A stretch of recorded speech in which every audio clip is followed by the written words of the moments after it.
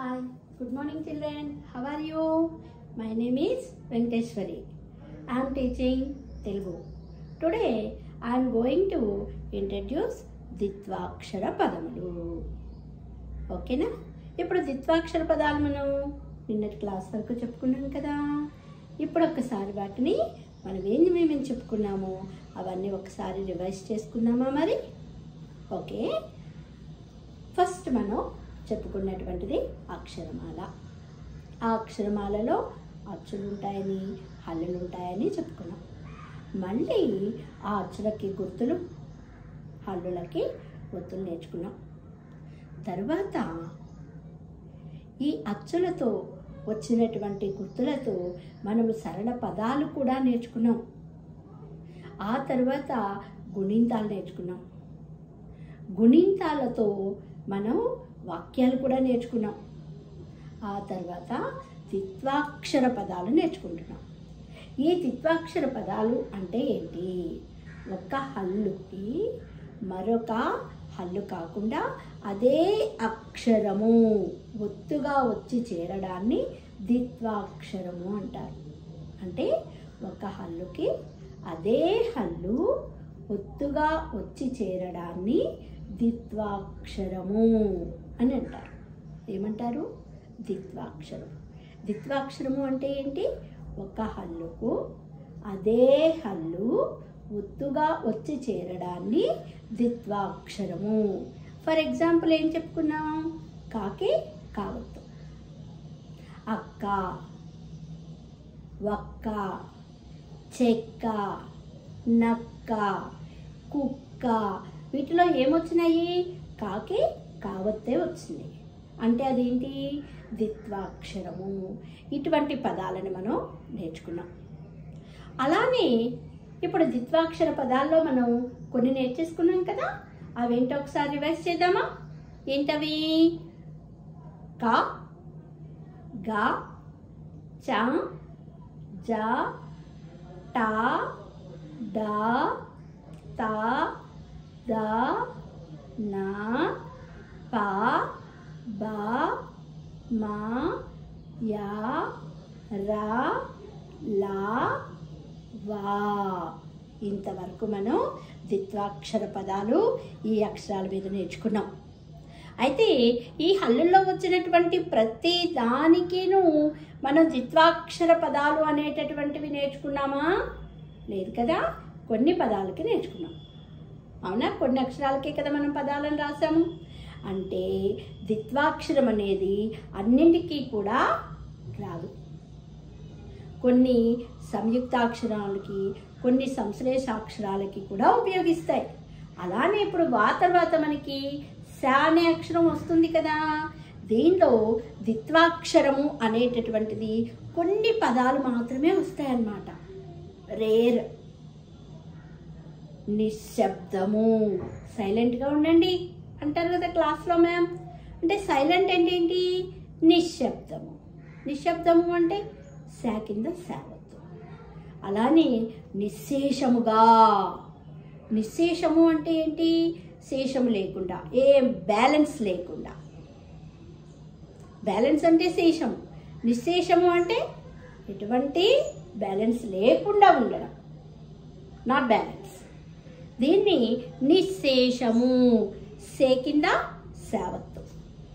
అలానే దుశ్శాసనుడు. వారు పాపరే. ఈ దుశ్శాసనుడు ఎవరు? మనకి మహాభారతం తెలుసు కదా. మహాభారతంలో దుర్యోధనుడు ఉన్నాడు కదా, కౌరవులకి పెద్దవాడైనటువంటి వాడు. ఆ దుర్యోధనుడి యొక్క తమ్ముడు దుశ్శాసనుడు. ఆ దుశ్శాసనుడిలో శాకి దీర్ఘము, మెలిక శాకి దీర్ఘం వచ్చింది, శావత్తు వచ్చింది. ఇలా కొన్ని పదాలకి మనకి ద్విత్వాక్షరాలు అనేటటువంటి వచ్చాయి. అలానే మనకి ఇక్కడ వచ్చేటటువంటి ద్విత్వాక్షర పదాలు మీరు ఎక్కువగా రాసేటటువంటి పదాలని మనం రాసుకుంటూ ఉన్నాం. ఇప్పుడు నెక్స్ట్ ద్విత్వాక్షర పదంలో సా. ఇప్పుడు మెలిక సా కాదు, నేను ప్రొనౌన్సియేషన్ ఏం చేశాను? సా అన్నాను. అంటే ఈ సాలో ఏం పలుకుతుంది? ప్రొనౌన్సియేషన్ ఇంతకుముందు మనం చెప్పుకున్నాం. అక్షరాలు చెప్పేటప్పుడు చెప్పుకున్నాం. ఈ సాలో ఆ అనేటటువంటి ఆకారం పలుకుతుంది. మెలిక శాలో య అనేటటువంటి ఆకారం పలుకుతుంది, యకారం. ఇది అకారం పలికింది. దీన్ని ఇంకొకటి ఏమంటారంటే, ఇంకొక పేరు చెప్పాను మీకు, గుర్తొస్తుందా? కుంటీసా అని కూడా అంటాం. దాన్నేమో మెలిక శా అన్నాం, దీన్నేమో కుంటీసా అన్నాం. ఈ సా మీద ఇప్పుడు మనం ద్విత్వాక్షర పదాలు రాద్దామా మరి? ఓకే. సా, సాకి వస్తూ కలిపితే ఏమైంది? సా. ఈ సా మీద మనం పదాలు రాస్తున్నాం. ఈ సా మీద పదాలు చెప్పండి. ఆహా, మీరు కరెక్ట్గా చెప్పారురా, బాగా చెప్పారురా అంటూ ఉంటారు క్లాస్లో.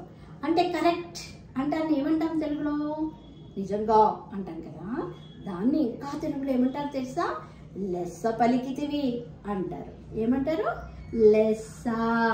ఓకే. లాగే కొనిస్తే సాకి సా, లెస్స. అలానే మీరందరూ కూడా ఎక్కడికన్నా వెళ్ళాలంటే దేనిలో వెళ్తారు? ఆహా, రిచ్ పీపుల్ అయితే కారులో వెళ్ళిపోతారమ్మా. మరి ఇంకా కొంతమంది ఉంటారు కదా, చాలా పెద్ద జాయింట్ ఫ్యామిలీ ఉంటుంది, వీళ్ళందరూ కలిసి వెళ్ళాలంటే చిన్న కార్ సరిపోదు కదా, వాళ్ళు దేనిలో వెళ్తారు? బస్. బియూఎస్ బస్ అంటారు కదా, దాన్ని తెలుగులో ఏమంటారు? బస్సు. బా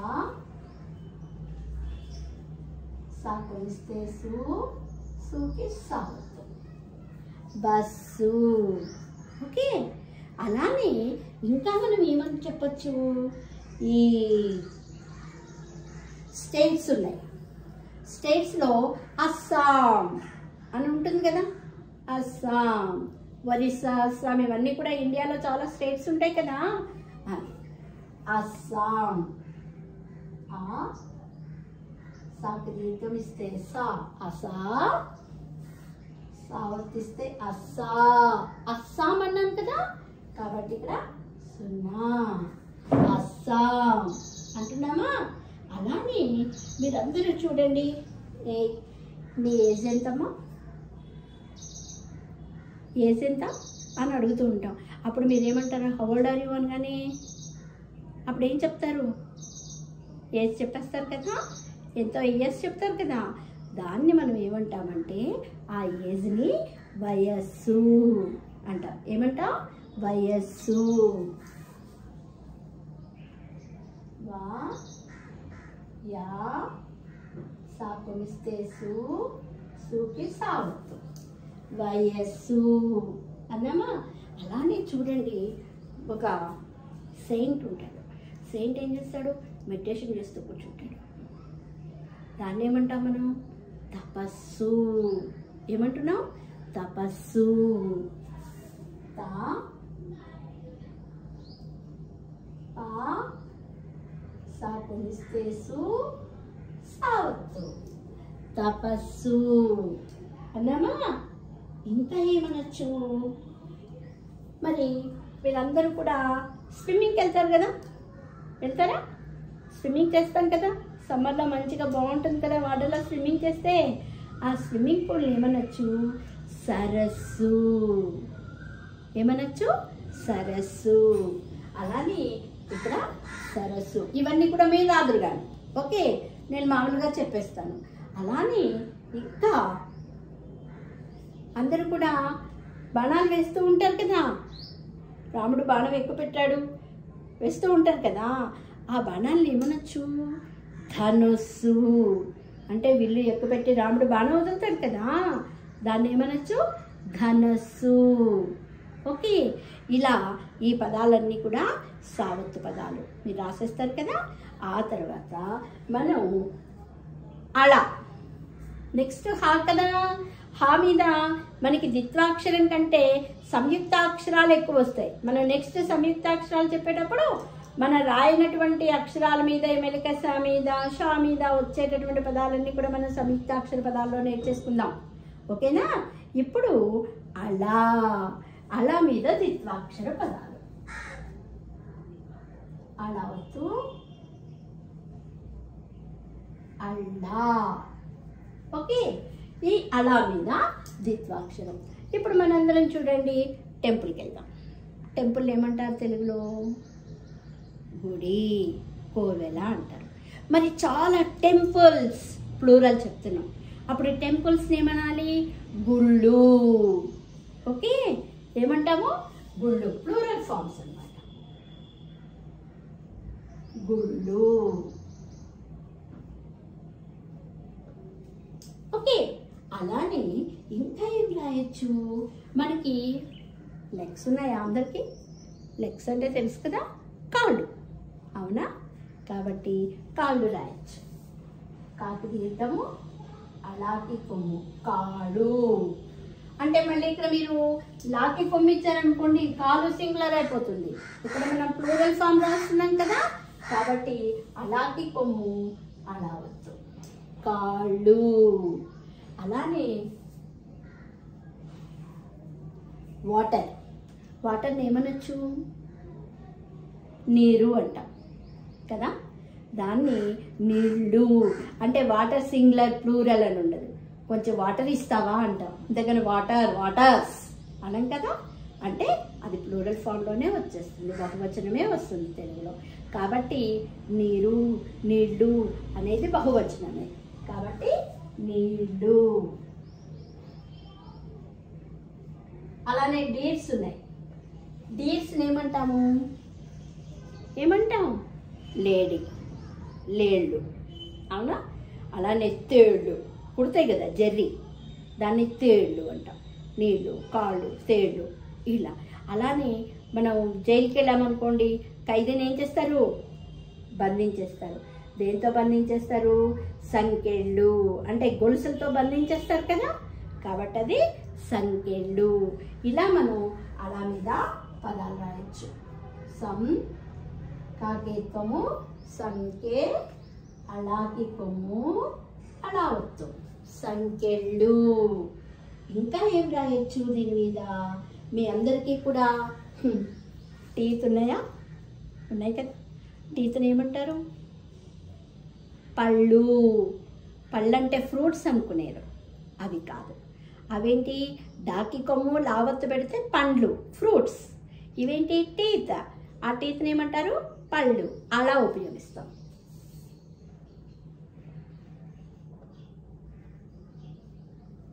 పళ్ళు. ఓకే, ఇప్పుడు ఇవన్నీ కూడా మనం ఒకసారి చెప్పుకుందాం. చెప్పుకున్న తర్వాత మళ్ళీ బండిరా మీద రాసుకొని మనం ఎక్సర్సైజ్ చేసుకుందాం. లాకేత్వమిస్తే లే, సా, లేసా, సావత్తు, లేసా. అలానే బా, సా కొమిస్తే సు, సాకి సావత్తు, బస్సు. బా, సాకి కొమిస్తే సు, బస్సు, సుకి సావత్తు, బస్సు. ఆ, సాకి దీర్ఘమిస్తే సా, సావత్తు, సున్నా, అస్సాం. అలానే వా, యా, యా అనగానేంటి? Big zero. యా, సా కొమిస్తే సు, వయసు, సావత్తు పెట్టాం, వయస్సు.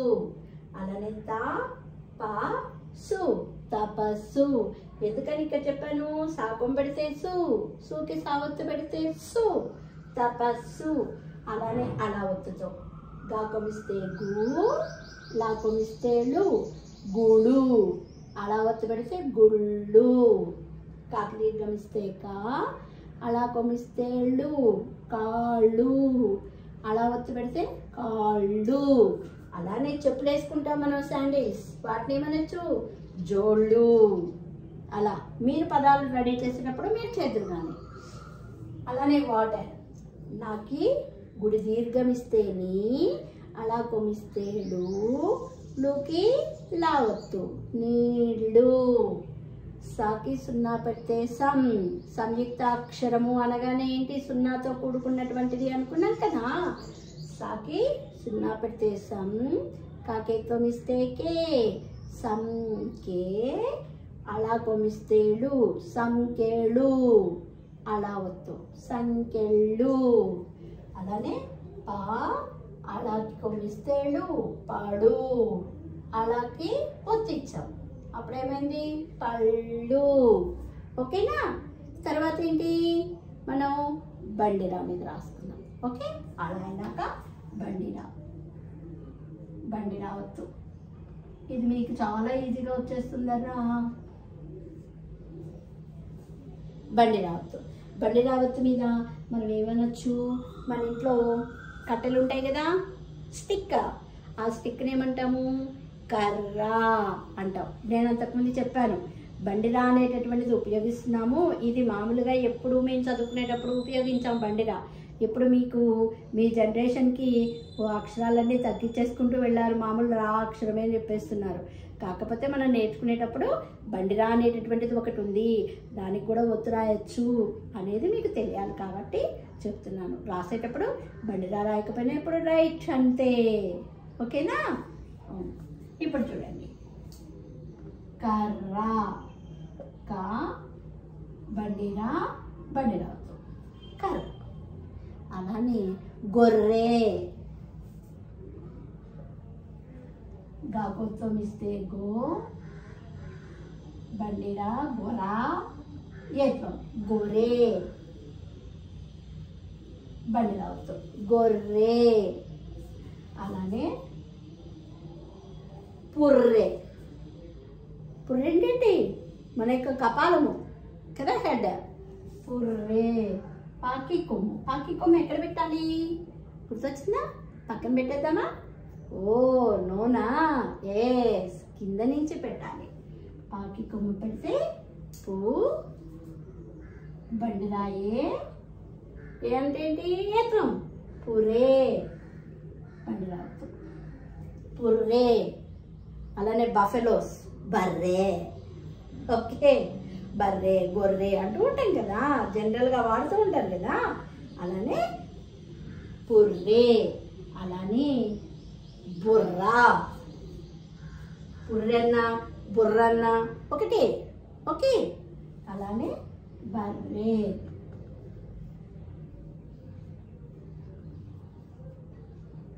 బర్రె అనొచ్చు, బర్రెలు అనొచ్చు, ఏదైనా అనొచ్చు. గొర్రె అనొచ్చు, గొర్రెలు అనొచ్చు, సింగులర్ ఆర్ ప్లూరల్. ఓకేనా? ఇట్లా. నెక్స్ట్ ఇంకా ఏం రాయొచ్చు, మీదకి మర్రి చెట్టు ఊడల్లా వస్తూ ఉంటాయి, బనియన్ ట్రీ అంటూ ఉంటాం. ఆ బనియన్ ట్రీని ఏమంటారు, మర్రి చెట్టు. కాబట్టి మర్రి.